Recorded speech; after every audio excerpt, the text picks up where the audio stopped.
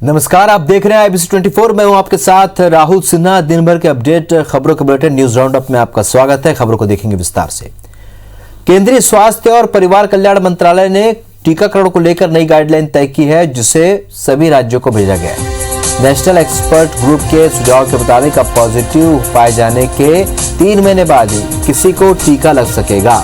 ऐसे मरीज जिनको इलाज के दौरान प्लाज्मा दिया गया है, उन्हें भी 3 महीने बाद ही टीका लगेगा। पहले टीके के बाद अगर कोई संक्रमित होता है तो उसके ठीक होने के 3 महीने बाद ही दूसरा टीका लगेगा। गंभीर रूप से बीमार व्यक्ति के अस्पताल से डिस्चार्ज होने के 4 से 8 सप्ताह बाद ही टीका लग पाएगा। कोविड का टीका लगाने या फिर कोविड से ठीक होने के 14 दिन बाद ही कोई भी रक्तदान कर सकता है। स्तनपान कराने वाली सभी महिलाओं का टीकाकरण सुरक्षित है। टीकाकरण से पहले किसी भी तरह के टेस्ट कराने की जरूरत नहीं है।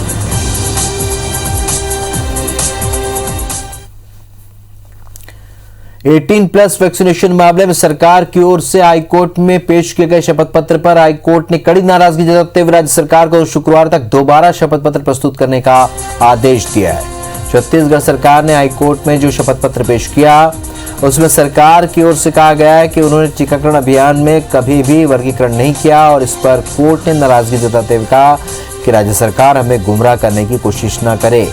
इसके साथ ही अपने शपथ पत्र में सरकार ने अंत्योदय कार्ड धारियों के टीकाकरण सेंटरों में बचे हुए वैक्सीन का दूसरे वर्ग के सेंटरों में इस्तेमाल किए जाने को लेकर कोई भी स्पष्ट जवाब नहीं दिया, जिस पर कोर्ट ने राज्य सरकार को शुक्रवार तक दोबारा शपथ पत्र प्रस्तुत करने का आदेश दिया है।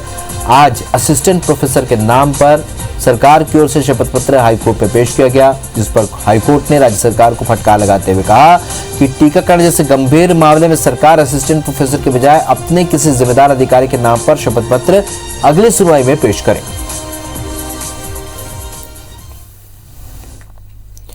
मध्य प्रदेश में कोरोना वैक्सीनेशन की धीमी चाल को हाईकोर्ट में चुनौती दी गई है और मामले पर जबलपुर हाईकोर्ट में एक जनहित याचिका दायर की गई है, जिसमें मध्य प्रदेश में वैक्सीन के टोटे पर सवाल उठाए गए। याचिका में दलील दी गई कि अगर प्रदेशवासियों को कोरोना की तीसरी लहर से बचाना है तो जल्द से जल्द सबका वैक्सीनेशन करवाना जरूरी है। याचिका में कहा गया है कि राज्य सरकार टीके के मामले पर केंद्र सरकार पर निर्भर बनी हुई है, जबकि उसे चाहिए कि वो खुद वैक्सीन की खरीदी करे और प्रदेशवासियों को कोरोना के टीके सब्सिडाइज रेट पर लगवाने का काम करे। याचिका में हाईकोर्ट से मांग की गई कि वो प्रदेश सरकार को वैक्सीनेशन में तेजी लाने और केंद्र के भरोसे बैठने की बजाय खुद टीके खरीदने का निर्देश दे। हाईकोर्ट ने याचिका को गंभीरता से लिया है और मामले पर राज्य सरकार के खिलाफ नोटिस जारी किया है। हाईकोर्ट ने राज्य सरकार से 4 दिनों में इस मुद्दे पर जवाब मांगा है। मामले पर अगली सुनवाई 24 मई को होगी। कोरोना आपदा के बावजूद मध्य प्रदेश के सरकारी अस्पतालों में बड़ी संख्या में वेंटिलेटर्स खराब होने के मामले को हाईकोर्ट ने गंभीरता से लिया है। जबलपुर हाईकोर्ट ने मामले पर सुनवाई करते हुए राज्य सरकार को नोटिस जारी किया है। हाई कोर्ट ने सरकार से प्रदेश के सभी सरकारी अस्पतालों में पहले से मौजूद और पीएम केयर फंड से मिले वेंटिलेटर्स का ब्यौरा मांगा है। हाई कोर्ट ने राज्य सरकार से पूछा है कि सरकारी अस्पतालों में पहले से मौजूद और पीएम केयर फंड से मिले वेंटिलेटर्स की स्थिति क्या है।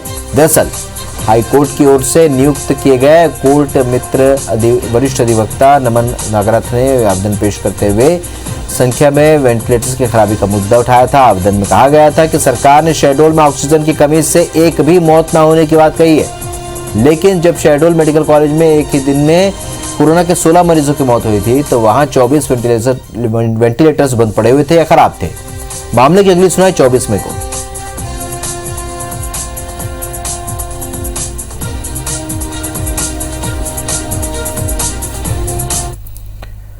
छत्तीसगढ़ में खराब वेंटिलेटर मुद्दे पर स्वास्थ्य मंत्री टी.एस. सिंहदेव और पूर्व मंत्री बृजमोहन अग्रवाल आमने सामने आ गए हैं। पूर्व मंत्री बृजमोहन अग्रवाल ने कहा है कि कब और कितने वेंटिलेटर राज्य को केंद्र से प्राप्त हुए, खराब वेंटिलेटर के लिए कब और किसको राज्य सरकार ने पत्र लिखा, इन सभी सवालों का सरकार जवाब दे। वहीं नेता प्रतिपक्ष धर्मलाल कौशिक ने राज्य सरकार पर सवाल खड़ा करते हुए कहा कि जब वेंटिलेटर मिला तब इंस्टॉल क्यों नहीं कराया गया। जब पानी सर से ऊपर बहने लगा तो इस सरकार को वेंटिलेटर इंस्टॉल कराने की याद आई। इन सवालों पर स्वास्थ्य मंत्री टी.एस. सिंहदेव ने कहा कि बृजमोहन अग्रवाल को सभी जानकारियां मिल जाएंगी। हमने वेंटिलेटर कब और कहां लगाए हैं इसकी जानकारी दे सकता हूं। वेंटिलेटर खराब होने की जानकारी देने के लिए संबंधित कंपनियों को कितने बार पत्र लिखा ये बृजमोहन अग्रवाल को दिखा सकता हूं। सीधे ने कहा कि विपक्ष के बड़े नेताओं को गैर जिम्मेदाराना बयान नहीं देना चाहिए।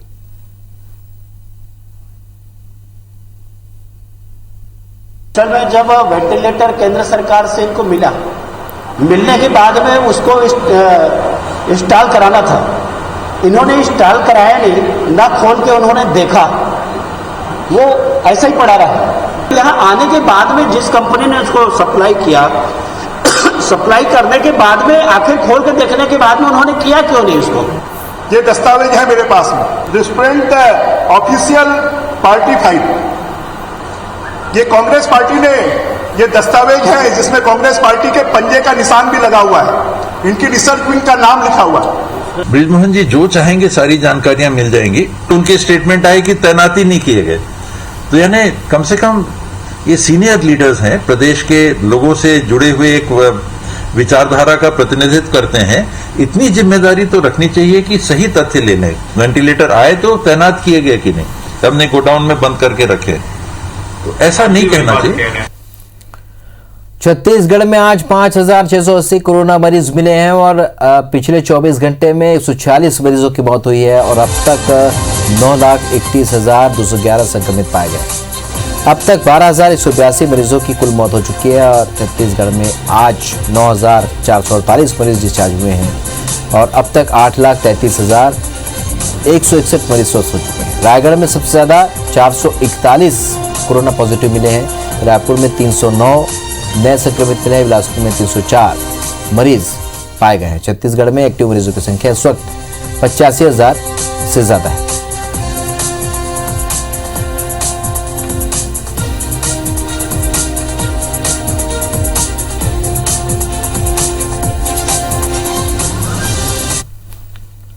मध्य प्रदेश का भी कोरोना अपडेट आपको बताते हैं। मध्य प्रदेश में आज 5,065 कोरोना मरीज मिले और अब तक 7,47,743 संक्रमित पाए गए हैं। पिछले 24 घंटे में 88 मरीजों की मौत हुई है और अब तक 7,227 मरीजों की कुल मौत हो चुकी है।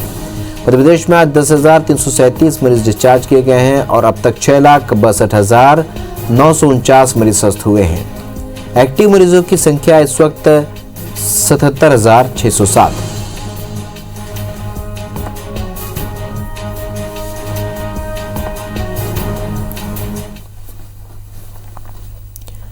इंदौर पुलिस गुजरात से ग्लूकोज और नमक मिलाकर नकली रेमडेसिविर इंजेक्शन बनाने वाले मुख्य आरोपी सुनील मिश्रा, कौशल बोरा, पुनीत शाह और कुलदीप को पूछताछ के लिए इंदौर लेकर आई है। इंदौर पूर्व क्षेत्र के एसपी आशुतोष बागरी के मुताबिक चारों आरोपी गुजरात पुलिस की रिमांड पर थे। इनकी रिमांड खत्म होते ही पुलिस इन्हें प्रोडक्शन वारंट पर इंदौर लेकर आई है। आरोपियों ने नमक और ग्लूकोज को मिलाकर करीब 2 से 3,000 नकली इंजेक्शन बनाए थे। इनमें से 700 इंजेक्शन इन्होंने इंदौर में खपाए। नकली इंजेक्शन की फैक्ट्री गुजरात में संचालित की जा रही थी। इस मामले पर गुजरात पुलिस भी कार्रवाई कर चुकी है। आरोपियों से जब्त हुए इंजेक्शन की एफएसएल जांच कराई जाएगी। फिलहाल आरोपियों को इंदौर लाने के बाद उम्मीद की जा रही है कि पूछताछ में और भी कई बड़े खुलासे हो सकते हैं।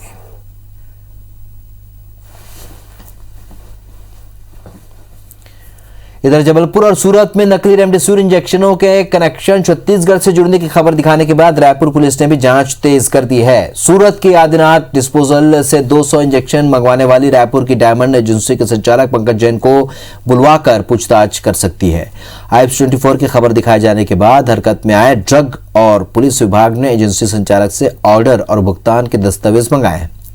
हालांकि एजेंसी संचालक ने 3 मई को ही 200 इंजेक्शन ऑर्डर और भुगतान के बावजूद नहीं मिलने की लिखित शिकायत की थी, जिस पर पुलिस ने कोर्ट जाने की सलाह दी।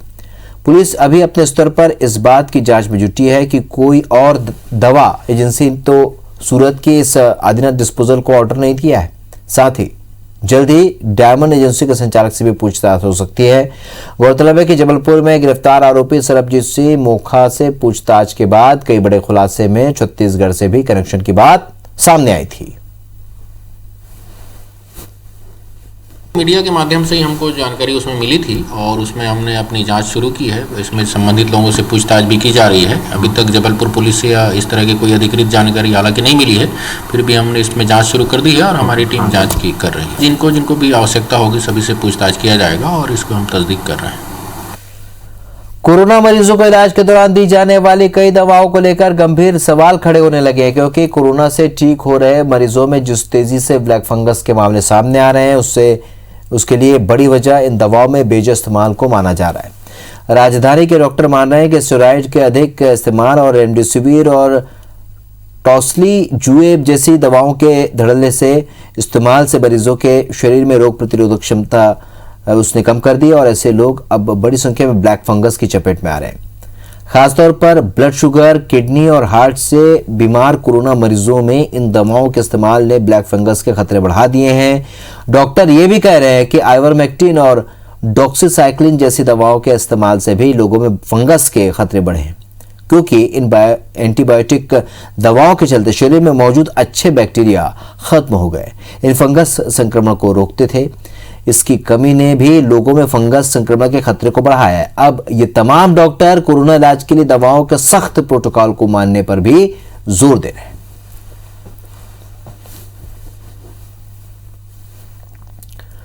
दुर्ग जिले में 17 मई से 31 मई की देर रात तक कुछ छूट के साथ लॉकडाउन लगाया गया। छूट में व्यवसाय को अलग अलग दिन में बांटकर चालू करने के निर्देश दिए गए हैं, लेकिन लगातार नियमों का उल्लंघन कर चोरी छिपे व्यवसाय जारी है, जिन पर अब जिला प्रशासन की सख्ती भी नहीं दिख रही है। निगम प्रशासन महज हिदायत देने की खानापूर्ति कर रहा है। ऐसे में बाजार में भीड़ भाड़ बढ़ गई है। जिन दुकानों को मंगलवार, गुरुवार और शनिवार को खुलने के लिए निर्धारित किया गया है, वो भी आज भी खुली नजर आ रही है, जिनमें ऑटो पार्ट्स, इलेक्ट्रॉनिक, इलेक्ट्रिकल शामिल हैं। वहीं कृषि कार्य से जुड़े उपकरण के नाम पर भी दूसरे व्यवसाय निरंतर जारी हैं। वहीं चैम्बर ऑफ कॉमर्स भी अपने वादे के अनुसार उल्लंघन करने वाले दुकानदारों को ना ही समझाइश दे पा रही है और ना ही संक्रमण से बचाव की व्यवस्था पर निगरानी कर रहे हैं। शहर विधायक अरुण वोरा ने कहा है कि लोग खुद जागरूक हैं और अपनी जिम्मेदारी समझते हैं। 1.5 महीने के लॉकडाउन के बाद दुकानें खुली हुई है, लेकिन उसमें एक शर्त रखी गई है कि अपनी सुरक्षा हम स्वयं करें, लोगों की भी सुरक्षा करें, मास्क पहने, डिस्टेंसिंग का हम लोग पालन करें। तो ये गाइडलाइन हमारे प्रदेश की तरफ से आई हुई है।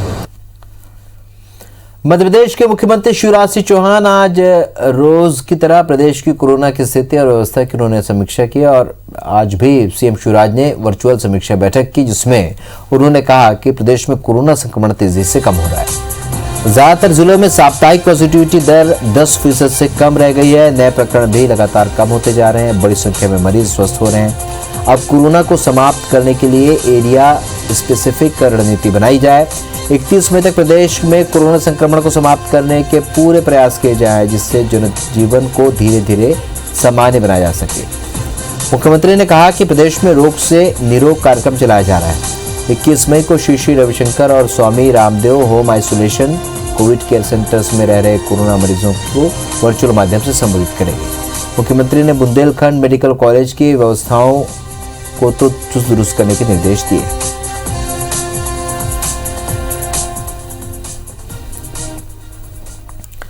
कोरोना के कथित टूल किट को लेकर छत्तीसगढ़ में भी सियासी संग्राम छिड़ गया है और कांग्रेस ने इस मुद्दे पर रायपुर में कांग्रेस ने पूर्व सीएम रमन सिंह और बीजेपी के राष्ट्रीय प्रवक्ता संबित पात्रा के खिलाफ एफआईआर दर्ज कराई है। वहीं बीजेपी ने कांग्रेस सरकार को चुनौती दी है कि जेपी नड्डा के ट्वीट को पार्टी के सभी नेताओं ने रिट्वीट किया था। दम है तो सभी नेताओं के खिलाफ एफआईआर दर्ज कराएं।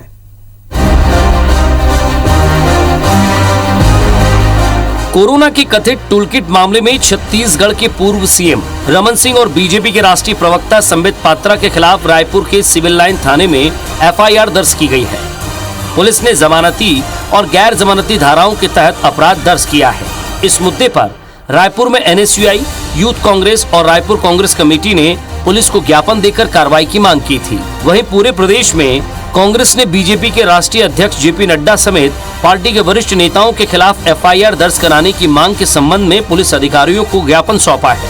कांग्रेस ने बीजेपी पर कांग्रेस अनुसंधान विभाग की जाली लेटर हेड में मनगढ़ंत फेक न्यूज साझा कर देश में सांप्रदायिक हिस्सा फैलाने की कोशिश का आरोप लगाया है।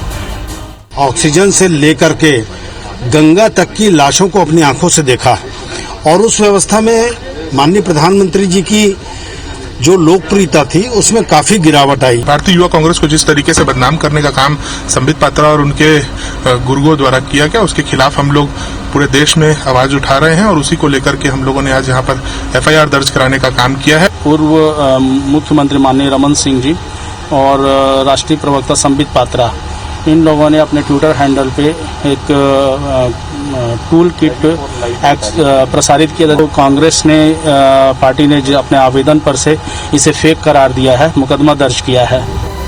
कांग्रेस की टूल किट मामले पर नेता प्रतिपक्ष धर्मलाल कौशिक और पूर्व मंत्री बृजमोहन अग्रवाल ने राज्य सरकार को चुनौती दी है। दोनों नेताओं ने कहा है कि बीजेपी के राष्ट्रीय अध्यक्ष JP नड्डा के ट्वीट को पार्टी के सभी नेताओं और कार्यकर्ताओं ने रीट्वीट किया है। इस स्थिति में पूर्व CM रमन सिंह पर FIR क्यों की गई है? अगर कांग्रेस सरकार में हिम्मत है तो सभी भाजपा नेताओं पर FIR करें। बीजेपी आरोपों पर कैबिनेट मंत्री TS सिंहदेव ने कहा कि भाजपा के खिलाफ में कोई बात करे तो देशद्रोह हो जाता है। भारत को बदनाम करने का पूरा साजिश इस टूल किट में है, जिसका पर्दाफाश हो गया है और पर्दाफाश होने पर कांग्रेस बौखलाई है। ओछी राजनीति है इसकी। भारतीय जनता पार्टी भरपूर निंदा करती है, भर्त्सना करती है। FIR कराना चाहते हैं तो आप करा लें। सारे भारतीय जनता पार्टी के कार्यकर्ता उसके मुकाबला करने के लिए तैयार हैं। कांग्रेस पार्टी में दम है तो भारतीय जनता पार्टी के उन सभी कार्यकर्ताओं, डॉक्टर रमन सिंह सहित जिन्होंने इसको रीट्वीट किया है, सबके खिलाफ FIR दर्ज करें। हम गिरफ्तारी देने तैयार हैं। उनको गिरफ्तार करने के लिए हमारे घर आने की जरूरत नहीं पड़ेगी, हम थाने जाएंगे गिरफ्तारी देने के लिए। भारतीय जनता पार्टी के साथी तो ऐसी मानसिकता के हो गए हैं कि मान लीजिए उनके संदर्भ में कुछ भी बोला तो ऐसा रिएक्ट करते हैं कि देशद्रोह हो गया है। कथित टूल किट का मामला अब सुप्रीम कोर्ट पहुंच गया है, जिसमें पूरे मामले की NIA से जांच कराने की मांग रखी गई है। देखने वाली बात होगी कि ये सियासी तूफान कब थमता है। रायपुर से स्टार जैन और सौरभ सिंह परिहार के साथ ब्यूरो रिपोर्ट IBC 24। केंद्र सरकार ने किसानों को DAP खाद के लिए दी जाने वाली सब्सिडी की राशि 500 रुपए प्रति बैग से बढ़ाकर 1200 रुपए प्रति बैग करने का निर्णय लिया है। किसानों के हित को ध्यान में रखते हुए केंद्र सरकार ने खाद पर दी जाने वाली सब्सिडी में 140% की बढ़ोतरी करके किसानों को बड़ी सौगात दी है। पिछले साल DAP की वास्तविक कीमत 1700 रुपए प्रति बोरी थी, जिसमें केंद्र सरकार 500 रुपए प्रति बैग की सब्सिडी दे रही थी। इसलिए कंपनियां किसानों को 1200 रुपए प्रति बोरी के हिसाब से खाद बेच रही थी। हाल ही में DAP में इस्तेमाल होने वाले फास्फोरिक एसिड, अमोनिया आदि की अंतर्राष्ट्रीय कीमतें 60% से 70% तक बढ़ गई हैं और इसी वजह से एक DAP बैग की वास्तविक कीमत 2400 रुपए हो चुकी है, जिसे खाद्य कंपनियों ने 500 रुपए की सब्सिडी के बाद 1900 रुपए में बेचा है और इस बढ़ोतरी की आलोचना के बाद सरकार ने किसानों को 1200 रुपए में ही DAP का बैग उपलब्ध कराने की व्यवस्था की है। केंद्र सरकार हर साल रासायनिक खादों पर सब्सिडी पर करीब 80,000 करोड़ रुपए खर्च करती है। DAP में सब्सिडी बढ़ाने के साथ ही खरीफ सीजन में केंद्र सरकार 14,775 करोड़ रुपए अतिरिक्त खर्च करेगी।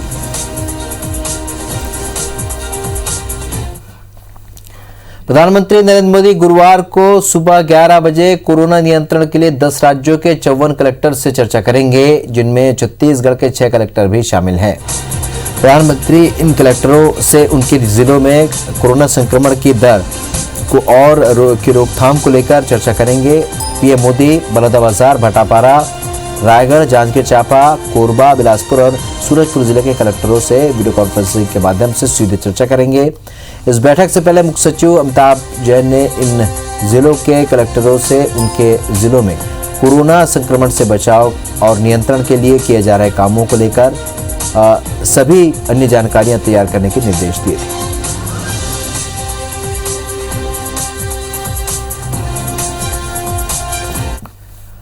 राज्यपाल अनुसुईया उइके ने आज 3 संशोधन विधेयकों पर हस्ताक्षर कर दिया। छत्तीसगढ़ विश्वविद्यालय संशोधन विधेयक 2020 के अंतर्गत बस्तर विश्वविद्यालय का नाम अब शहीद महेंद्र कर्मा विश्वविद्यालय होगा। इसी तरह बंदी संशोधन विधेयक और छत्तीसगढ़ विद्युत संशोधन विधेयक 2021 को भी राज्यपाल ने मंजूरी दे दी। इन तीनों विधेयक का इंतजार राज्य सरकार को काफी वक्त से था।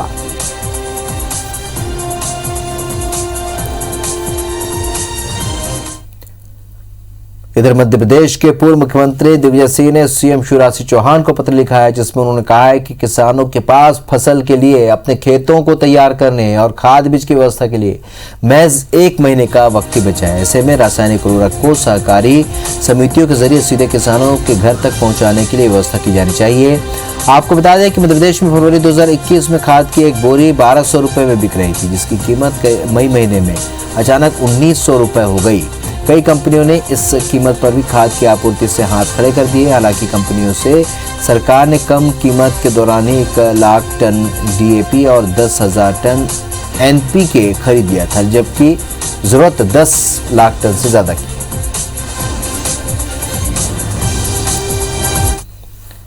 केशकाल के विश्रामपुरी सामुदायिक स्वास्थ्य केंद्र में अव्यवस्था की शिकायत लगातार मिल रही थी, जिसके पड़ताल के लिए आज F24 की टीम अस्पताल पहुंची। अस्पताल के ओपीडी खुलने का वक्त सुबह 9 बजे है, लेकिन 9:15 बजे तक कोई भी डॉक्टर या ना तो कर्मचारी यहां पहुंचा। इस पर मामले की जानकारी तहसीलदार आशुतोष शर्मा को दी गई। उन्होंने तत्काल अस्पताल पहुंचकर निरीक्षण किया। सुबह 9:45 पर बीएमओ UN ध्रुव और ड्यूटी डॉक्टर पहुंचे। इस दौरान अस्पताल में जिंक सल्फेट की एक्सपायरी दवाइयां भी मिली, जिसे तहसीलदार ने पंचनामा बनाकर जब्त किया। साथ ही ड्यूटी में लापरवाही पर डॉक्टर और कर्मचारी को फटकार लगाई। आपको बता दें कि कुछ दिन पहले विधायक सेवक राम नेताम ने भी अस्पताल का निरीक्षण किया था।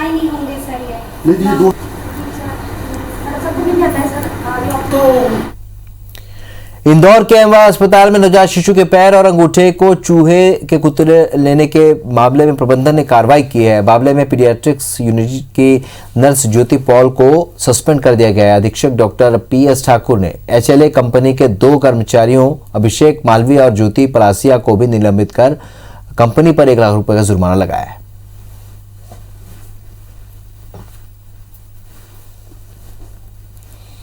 इधर मध्य प्रदेश में रेमडेसिविर इंजेक्शन की किल्लत के बाद अब फंगल इन्फेक्शन के इंजेक्शन की भी भारी मारामारी देखने को मिल रही है। भोपाल में सरकार की तरफ से की गई व्यवस्थाएं फेल साबित हो रही है। प्राइवेट अस्पतालों में भर्ती मरीजों को इंजेक्शन की अगर जरूरत होती है तो उन्हें हमीदी अस्पताल में एक फॉर्म भरना होगा और उसके बाद इंजेक्शन मिलेगा, लेकिन यहाँ ना तो फॉर्म जमा हो रहा है और ना ही इंजेक्शन मिल रहा है, जिसकी वजह से मरीजों के परिजन दर दर भटकने को मजबूर है।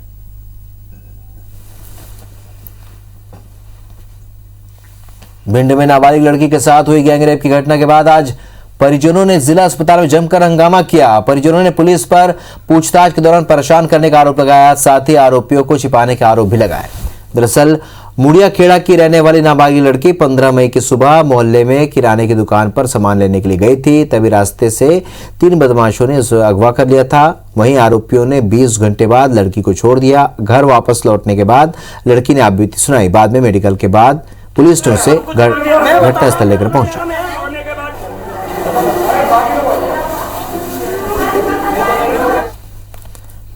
बेमौसम बारिश ने सरगुजा में प्रशासनिक पोल खोलकर रख दिए। यहां पर लाखों क्विंटल धान खुले में भीग रहा है। वहीं राइस मिलर्स धान उठाने में दिलचस्पी नहीं दिखा रहे हैं, तो वहीं सरगुजा कलेक्टर अब उठाव में ढिलाई करने वाले राइस मिलर्स के खिलाफ कड़ी कार्रवाई की तैयारी में। सरगुजा कलेक्टर ने जिले के ऐसे 38 राइस मिलर्स को नोटिस जारी कर जवाब मांगा है और इसका जवाब संतोषप्रद नहीं दिए जाने पर राइस मिलर्स को ब्लैक लिस्टेड करने के साथ ही उनके खिलाफ बिजली काटने जैसी कार्रवाई करने की बात कही है।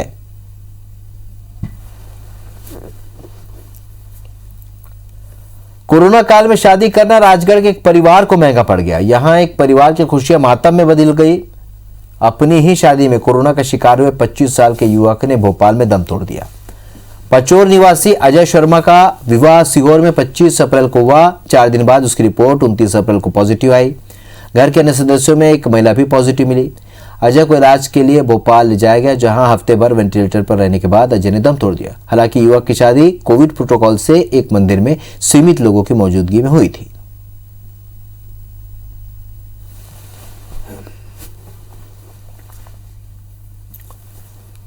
जबलपुर के पर्यटन स्थल भेड़ाघाट को यूनेस्को के वर्ल्ड हेरिटेज साइट की संभावित सूची में शामिल कर लिया गया है। भेड़ाघाट के साथ लम्हेटा घाट को यूनेस्को की वर्ल्ड हेरिटेज संभावित सूची में शामिल किया गया है।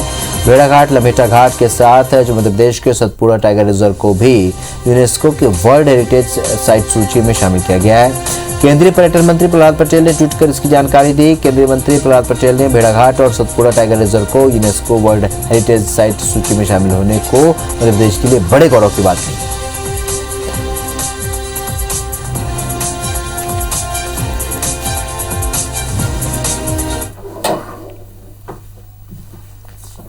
न्यूज राउंड अप में फिलहाल इतने, लेकिन ताजा अपडेट के लिए आप बने रहिए IBC 24 के साथ। नमस्कार।